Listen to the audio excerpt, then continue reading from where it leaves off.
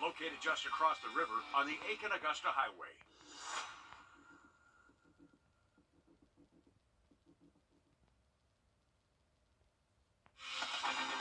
News 12 is on your side with First Alert Weather. Well, it's one of those weeks where all eyes are on the weather. The rain starts later tonight with the possibility of severe weather tomorrow. Here's First Alert Chief Meteorologist Riley Hill. And Riley, what can we expect heading into tomorrow? Well, it's looking like a mess tomorrow. It's going to be windy, regardless of if storms turn severe or not. We are very confident we are going to see a very windy day Tuesday, which is why we're underneath a wind advisory. But the severe weather threat, if it plays out, we're talking strong tornadoes and the potential for wind gusts over 70 miles an hour, all thanks to this system that is marching across the Mid-South, actively bringing a number of warnings, including severe thunderstorm and tornado warnings near the Gulf Coast. Now, our rain chances tonight do start to ramp up after 10 p.m. It is looking like a very wet night. This is thanks to round one from the warm front lifting into the region. Not expecting that to be severe. Our severe weather threat will be most likely around midday into the early afternoon. Right now, we got a rough time stamp between 10 a.m. and 3 p.m. That appears to be our severe window. So the rain tonight, it will be heavy at times, but we're not really going to start noticing the really windy conditions until we get to tomorrow afternoon, or tomorrow morning, excuse me. Tomorrow morning, it's going to start getting windy. That front will continue to take that first wave north of us, and then this is going to be the main event. Ahead of this main line is where we could see some winds gusting up to 60, 70 miles per hour, and maybe even a few embedded tornadoes in this line. So those are big hazards with this as it does push on through. Should be out of here by around this time tomorrow, and then we do see improving weather into our Wednesday. So a couple of different alerts on the board right now. We do have a wind advisory in effect for the entire CS ray, highlighted in this tan color. This is letting us know that we're expecting sustained winds 20 to 25, and there's going to be some wind gusts over 40 miles an hour with this system too. So this is why we have put out the first alert weather day. So this is an elevation of just a regular first alert. This is a weather day.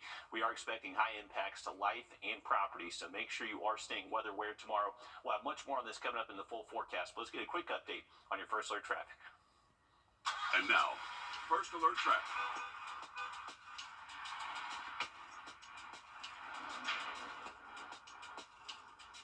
All right, here's a look at I-20 in Grovetown. We are looking at Lewiston Road, and obviously a hot spot for a lot of construction that's been ongoing for several months now. So just a heads up, doesn't look like traffic's too bad at the moment.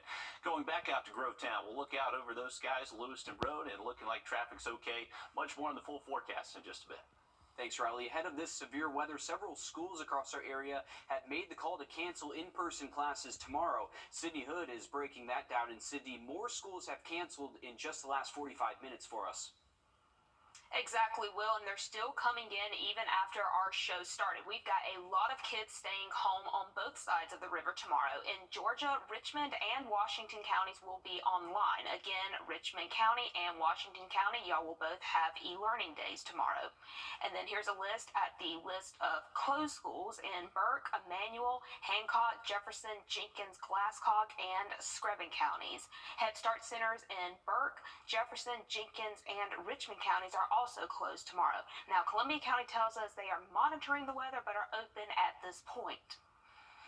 And then over in South Carolina, the following counties canceled in-person classes: McCormick, Edgefield, Aiken, Barnwell, Bamberg, Allendale.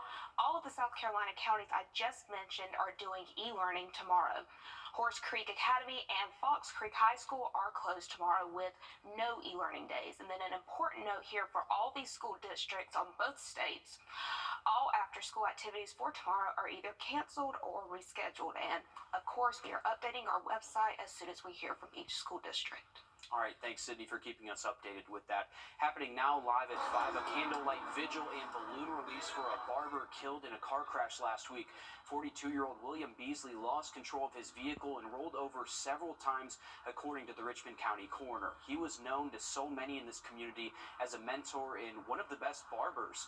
Right now, in the corner of Damascus Road, where his first shop was located, people are honoring his memory and life. Tonight, all new on News 12 at 11 o'clock, Audrey Dickerber sits down with one of Beasley's close friends on the legacy that he leaves behind. A man is dead after a crash on Walden Drive in Augusta. 28-year-old Herbert Smith was driving eastbound at around 11:30 this morning when the coroner says he crossed the center line. He hit another vehicle and died at the scene. A passenger is being treated at the hospital this evening. It's been more than 8 years since an admitted white supremacist walked into Mother Emanuel AME Church in Charleston.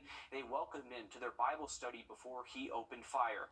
9 people, including the pastor, were killed and have become known as the Emanuel Nine. Today, President Biden visited Mother Emanuel. He denounced the poison of white supremacy in America and called out former President Donald Trump for his role in the January 6th Capitol riot. For hours, the defeated former president sat in the private dining room off of the Oval Office and did nothing, absolutely nothing. His actions were among the worst derelictions of duty by any president in American history. Losers are taught to concede when they lose, and he's a loser. At one point, protesters interrupted President Biden, calling for a ceasefire in Gaza. They were eventually drowned out by supporters chanting 4 more years. President Biden said he's been working with the Israeli government to get them to significantly reduce their military presence in Gaza. U.S. Senator Tim Scott is accusing President Biden of using his visit to stoke fear into voters. He says Americans are losing confidence in Biden's presidency. Well, officers from across Georgia gathered today to say goodbye to a Coweta County deputy killed in the line of duty. 31-year-old Eric Minix was killed last week after a high-speed chase that ended in Alabama. Another patrol car accidentally hit Deputy Minix after he got out to arrest that suspect. That police officer is now on administrative leave for now, and the suspect involved in that chase is in custody. Today, dozens lined the streets to show their support for the deputy's family. It really just warms my heart to see this solidarity that you don't hear about much in the news. Deputy Minix leaves behind a wife and 3 children, and the community is rallying behind the sheriff's office during this difficult time. A South Carolina deputy who was shot in the head last year continues to recover. Corporal Lucas Watts was shot in Oconee County during a pursuit in November. His family has been releasing updates about his progress. The latest one, very encouraging here. They say he spoke for the first time since that shooting. The 27-year-old is in a rehab center right now. In the upstate, a little weekend rain didn't stop supporters of Deputy Watts from coming out together. The Oconee County Sheriff's Office hosted a 5K on Saturday to raise money for Watts, his wife, and their newborn baby. The Watts family says that they are extremely grateful for all of that support. A chance encounter at a concert changing a Georgia man's life. We're sharing his story and how he suddenly became the officiant for somebody's wedding. Riley? And we do have a first alert weather day in effect tomorrow. There is an enhanced risk for severe storms, tornadoes, strong wind gusts, heavy rain, a lot on the board. We'll have much more on the forecast just after the break. Time and temp, brought to you by...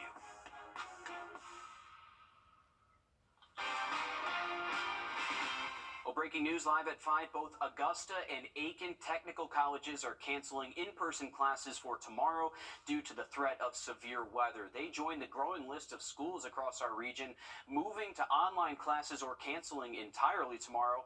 For an update and an up-to-date list on all of these cancellations, that can be found on our website, wrdw.com. And Riley, this is reactionary to that severe weather that we're going to be seeing tomorrow. What can we expect for that? Exactly, Will. It's a good time to make sure you have our First Alert weather app downloaded. That's going to keep you safe tomorrow because you need to make sure that you are staying weather aware all day Tuesday. We're expecting a very windy day. Even if the severe weather threat does not play out, we are expecting winds gusting up to 40, 50 miles an hour away from storms. So this is a very strong area of low pressure. That's going to start early tomorrow morning. We're going to wake up and it's going to be very windy outside. The severe weather threat, if it plays out, is going to start moving in, say, around 10, 11 a.m. and then pushing out by around 2, 3 o'clock later into the afternoon. So it's around midday. You really need to make sure you're paying attention to the weather and make sure you are staying aware out there. Here's a look at our radar network. So all the severe weather right now close to the Gulf Coast, Texas, Louisiana, Mississippi, they're seeing those severe storms. Now that threat is going to start moving our way once we get into tomorrow. Now for tonight, you can see I kind of disappear with high rain chances out there. So we are expecting a decent chance for rain all the way through tonight, early tomorrow morning. And then as we get towards around midday, that's when there's going to be that severe weather threat. threat. Now, the winds will be gusting up to 40, 50 miles an hour all day long for us. So this is going to be one of the windiest days we have seen in a good while. It's actually looking windier tomorrow than what we saw with the Dahlia just a couple months ago with that tropical storm. So make sure you're securing any loose items on your porch. Those could definitely turn airborne. And secure your trampolines. Please, please, please secure your trampolines, because we see those go airborne a lot of times with these systems. Now, here's a look at your hour by hour. So the rain could be possible tomorrow morning, not ruling out rain early tomorrow, but the thunderstorm risk would most likely be 10 a.m. and after, pushing later into our Tuesday around midday into the afternoon as well. But very high rain chances to start off the day. And remember, even though it may not technically be a severe storm, we're expecting very strong wind gusts up to 40, 50 miles an hour with that rain threat early in the morning before the storms arrive. Those are going to show up around 10 a.m., lasting through the lunch hour and not pushing out until we get to around 2, 3 o'clock later into the afternoon. So it is going to be a busy day tomorrow. We're expecting a lot of rough weather across the area, which is why the Storm Prediction Center has this large swath of an enhanced severe weather risk. So that is a level 3 out of 5. Last time we were under this type of severe weather threat, it was close to a year to the date where we actually did have a lot of severe weather across the area, including a strong downburst in Burke County, which meteorologist Emily Acton is going to mention here in just a little bit. Here's a look at the timing of our impacts tomorrow. So starting early in the morning, the wind's going to be picking up. It's really going to be strongest as that line of storms is pushing through, at least to around 2, 3 o'clock tomorrow afternoon. Now, there's not really a huge flooding risk. Since this is going to be a quick-moving line of storms, not really expecting a lot of flood reports, but if you're flood prone, may just have some of those minor issues out there. Tornado risk, remember, that's going to be with the main convective line that pushes through with the main cold front. That timing is going to be around 10 a.m. later into the afternoon, so a little bit shorter window with the tornado risk. The wind threat, though, is going to be all day long for us. It is going to be a very windy Tuesday. Here's a look at our projected wind gusts. So this is before the storms arrive. This is 8:30 tomorrow morning. We're seeing wind gusting over 40 miles an hour for the entire CSRA. So this is going to start before the storms arrive. And then once that main storm front arrives, that squall line, ahead of the line is where you're going to find these winds gusting maybe up to 50 plus miles per hour. And right now, the Storm Prediction Center actually has the potential for winds gusting over 70 with some of these severe storms. So definitely a high impact weather day across the area. Here's the way it's looking precipitation wise. So this is the warm front pushing in tonight, lasting into tomorrow morning.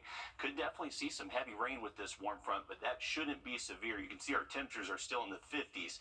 Now watch what happens. Our temperatures will increase before sunrise into the 60s just ahead of this main line. This is going to be ahead of that main cold front, and this is where the severe weather threat is going to be possible. So just make sure you have that First Alert Weather app downloaded. We have a ton of information in there on timing, threats, impacts, everything you can think of. So that is why we do have the First Alert Weather Day out there tomorrow. Make sure you're keeping it here for those updates the rest of today. Well, January is often referred to as the second severe weather season. Last January, we had 3 tornadoes touch down, some strong straight line wind damage, along with a downburst in Burke County that Riley referenced just a minute ago. And so that's really one of the big stories there. This is actually not hurricanes for us, but what a downburst is. That's when we have lots of strong winds aloft and heavy rainfall really starts to bring it down to the surface. It's basically a thunderstorm that just kind of can't hold on anymore and just drops to the ground. So definitely want to emphasize that potential tomorrow. So it doesn't matter if it's a strong straight line winds or downburst, maybe even a tornado, the potential for some damage is there. So again, heavy rainfall, those downbursts there, going to knock down some trees tomorrow. Definitely a high possibility with those strong wind gusts expected again throughout the day. So be sure that you have your forewarn app, not your forewarn, your First Alert weather app for you. Definitely need to have that handy, have your radar, and you'll get all the latest local weather updates that we will be here again all day tomorrow tracking those storms for you. All right, thanks for keeping us updated on that, Emily. Well, an unforgettable moment at a Kelly Clarkson concert when a couple decides to tie the knot, and a Georgia man helped make it happen. Sawyer Bussey has the story. If Kelly Clarkson's music had a message, it is love. What it feels like to experience it, to lose it, to fear it. It is tonight with me.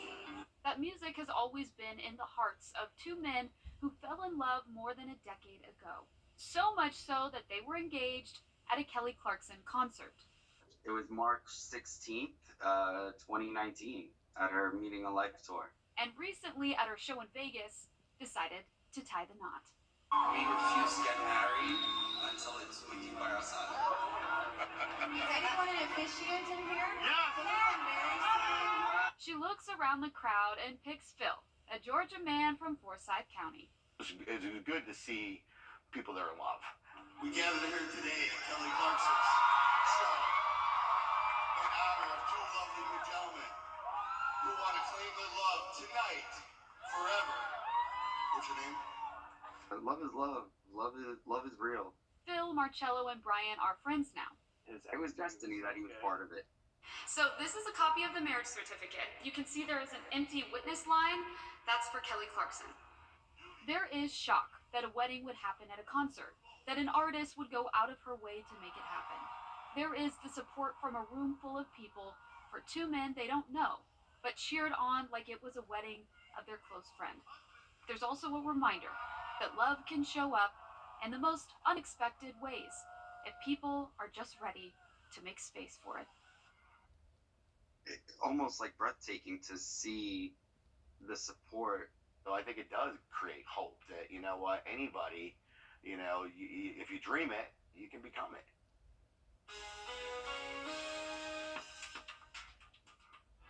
First Alert Radar. For the first time ever, Americans' credit card balances surpassed $1 trillion in 2023, and you may be considering getting help for damage done during the holidays. Our national consumer investigator, Rachel DePompa, has a warning about scams related to credit repair and debt relief. I like a visual, so I keep a spreadsheet. I've not historically been great at financial matters, which is why I got into debt. Isabel Patterson is now an expert at keeping tabs on where every dollar goes, but it didn't start out that way. The way that I struggle with money is just credit cards are not a friend. She learned that after she racked up more than $25,000 in credit card debt. And Patterson is not embarrassed. In fact, she says more of us need to talk about our financial mistakes. You just need to normalize that it's okay to talk about making better financial decisions for yourself. 2 years ago, Patterson turned to a nonprofit credit counseling service.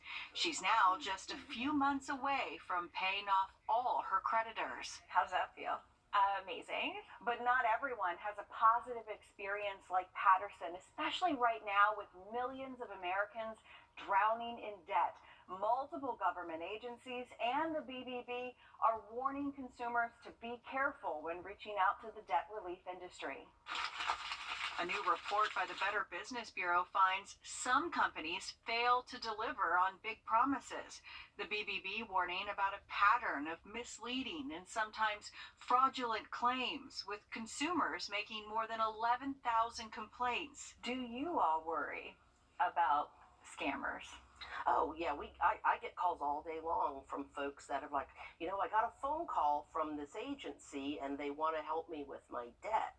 Marla Puckett is a certified credit counselor with Money Management International, the place Isabel Patterson turned to for help. We've had a 45% increase of clients coming to us from this point last year. Our national investigative team analyzed hundreds of cases against debt relief companies and found since 2005, the FTC's banned more than 400 companies and individuals from assisting with any form of debt relief. The data shows nationwide more than 500,000 consumers were affected by those banned companies. The federal government returning more than $41 million in stolen money. Puckett says a lot of people filing complaints about the debt relief industry ended up using a for-profit company. They do the dispute, it drops off the credit report. 6 months later, it magically appears back on the credit report. and then you're right back where you started with less money in your pocket because you paid this organization to do that for you. She says if a company asks you to stop paying your bill, that's a red flag. If they ask you for a large fee up front, red flag number 2. If the debt relief agency reaches out to you, that should be a warning. Get online to look up any debt relief group you are thinking of signing up with and see what people are saying. To make sure you're looking at a legitimate company, watch for typos, very few followers, and non-professional email addresses. For Isabel Patterson, credit counseling was a life changer. And thanks to spreadsheets, counseling, and sticking positive notes on her wall to keep her going, she now has a clear vision of her debt-free future.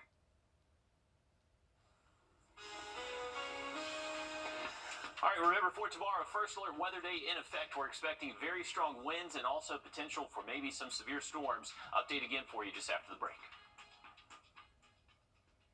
What if you could buy one, get one free offer goes away?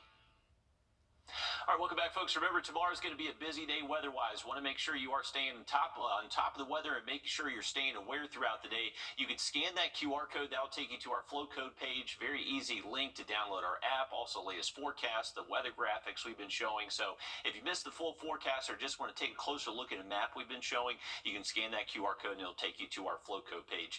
Now, here's a look at our radar network. You can see that rain building in from the southwest. We are going to see rain start late tonight, most likely after 10 p.m. The severe weather threat's going to be with the main cold front side of that system. That's going to show up tomorrow afternoon, or tomorrow around midday into the early afternoon. Now, if you're stepping out this evening, make sure you do have a jacket on. It is a little bit chilly out there, but temperatures increasing tonight, and then we'll be tracking those storms tomorrow. Make sure you're keeping it here for those weather updates the rest of tonight, and we'll have more on Live at 5 just after a short break.